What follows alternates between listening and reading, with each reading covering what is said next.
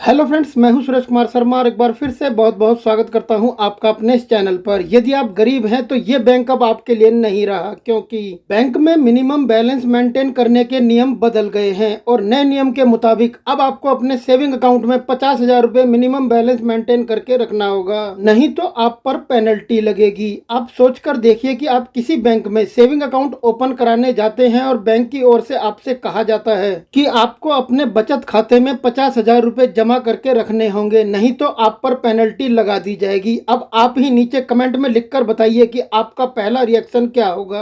हम इस वीडियो में आपको पूरी जानकारी के साथ बताएंगे कि मिनिमम बैलेंस का ये नया नियम किस बैंक में कितनी तारीख से किन लोगों पर लागू होगा और किन लोगों पर लागू नहीं होगा। बस आप इस वीडियो को बिना स्किप किए पूरा आखिर तक जरूर देखें और यदि वीडियो पसंद आए तो वीडियो को लाइक, शेयर और चैनल को सब्सक्राइब करने के बाद नोटिफिकेशन को ऑल पर सेलेक्ट कर लें। यदि आपको नहीं पता है कि मिनिमम एवरेज बैलेंस क्या होता है तो आपकी जानकारी के लिए आपको बता दें कि जब भी आप किसी बैंक में सेविंग अकाउंट ओपन कराने जाते हैं तब वहां आपसे कहा जाता है कि आपको अपने सेविंग अकाउंट में मिनिमम बैलेंस मेंटेन करके रखना होगा। इसे मंथली अकाउंट बैलेंस भी कहा जाता है। यदि आप अपने अकाउंट में अमाउंट मेंटेन करके नहीं रख पाते हैं तब आपसे पेनल्टी वसूलना शुरू कर दिया जाता है। अब यदि बात करें देश के सबसे बड़े सरकारी बैंक यानी कि भारतीय स्टेट बैंक की, तो इसने 5 साल पहले ही मिनिमम एवरेज बैलेंस के नियम को पूरी तरह से समाप्त कर दिया था। यानी कि आप एसबीआई में यदि सेविंग अकाउंट ओपन कराते हैं तो आप अपने हिसाब से अपने खाते में पैसा जमा करके रख सकते हैं। इसमें आपको मिनिमम बैलेंस मेंटेन करके रखने की आवश्यकता नहीं होती। और यदि आप बात करें देश के सबसे बड़े प्राइवेट सेक्टर के बैंकों में से एक बैंक यानी कि एचडीएफसी बैंक की, तो आपको बता दें कि जिन ग्राहकों के एचडीएफसी बैंक में सेविंग अकाउंट है उन्हें अर्बन एरिया के लिए 10,000 रुपए का एवरेज मंथली बैलेंस मेंटेन करके रखना होता है और सेमी अर्बन ब्रांचेस में एवरेज मंथली बैलेंस 5,000 रुपए रखना जरूरी होता है और रूरल एरिया में 2,500 रुपए एवरेज मंथली बैलेंस रखना जरूरी होता है। और जिन ग्राहकों के एक्सिस बैंक में सेविंग अकाउंट है उन्हें सेमी अर्बन या ग्रामीण क्षेत्रों के लिए 10,000 रुपए का एवरेज मंथली बैलेंस मेंटेन करके रखना जरूरी होता है।